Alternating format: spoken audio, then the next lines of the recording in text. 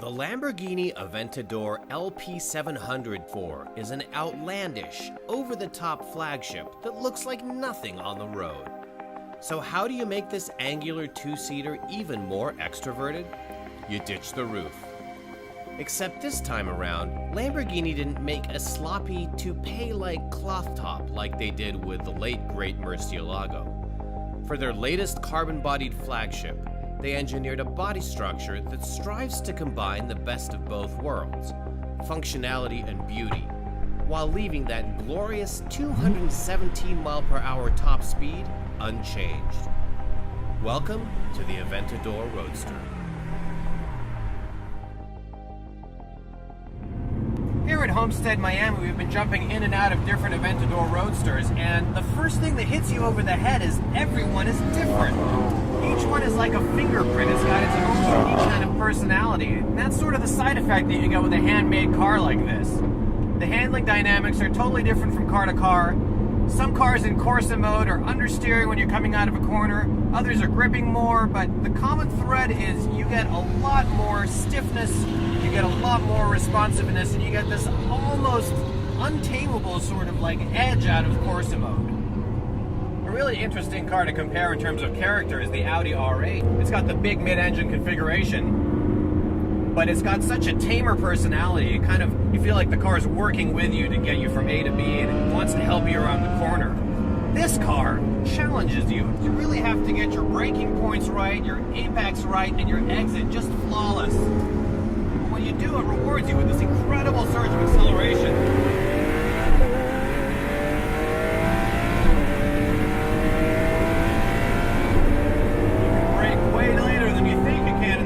When you do, these carbon ceramics are totally violent. They just throw you against the seatbelt. Incredibly effective. One of the challenges of this car is managing the single clutch transmission. There's a reason that you can't do automatic shifts in Corsa mode. They're so violent that if you had an unexpected mid-corner shift, it could really upset the balance of the car severely.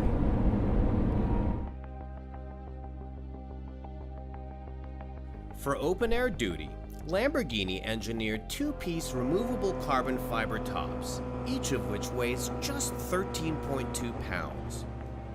The tops are made from an outer forged composite material wrapped around a high-pressure resin transfer molded section.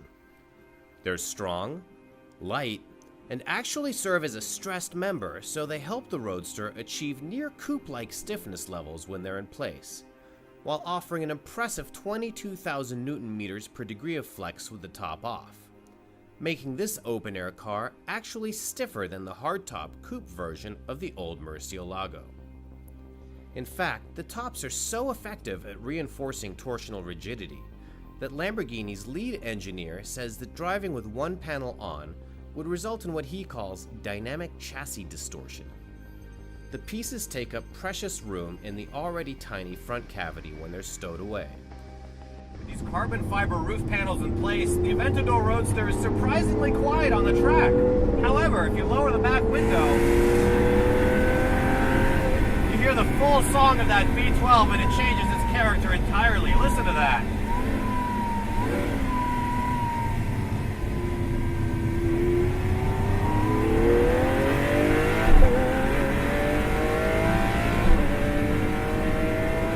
How does this hexagonally themed supercar drive? Well, heavy debris on the track forced me to keep the top installed, but the stiffness of the chassis made me believe Lamborghini's claims that lap times are virtually identical between open and closed configurations. Other reinforcements include bolsters to the Aventador's carbon chassis and rocker panels, for a total weight gain of only 110 pounds. And that includes safety features like a pop-up roll bar and a total of 6 airbags. Thanks to the minimal mass increase, 0 to 60 is still a claimed 2.9 seconds. And though the engine cover was resculpted for convertible duty, the same insane 691 horsepower V12 resides beneath. I didn't think Lamborghini execs would appreciate my testing launch control at Homestead, so I gave it a go on the street, where it catapulted me to speed with shocking swiftness.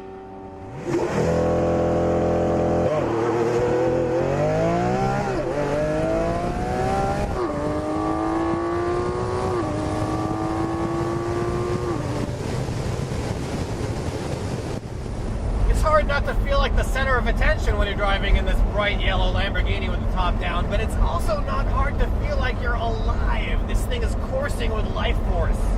You talk about the multiple personalities of this car. You've got 3 modes: Strada, Sport, and Corsa.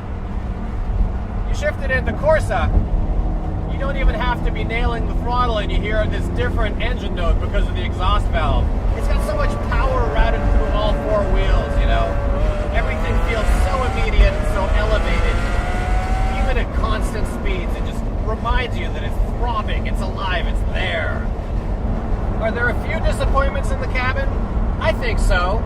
This car is equipped with the optional carbon fiber trim, but in standard form, these bits are plastic, which really does not befit this car's price point. As much as this car is challenging to drive fast, there's also aspects of it that kind of echo that sort of funky kind of difficulty on the inside, you know, these angular surfaces and these modern shapes and kind of the way it imposes itself. It just does not blend, it does not apologize. Either you like its personality or you don't. Well, I can't decide what I like more. The visual statement this car makes with its alien spacecraft looks and its obnoxious colors, or the amazing sounds from the engine.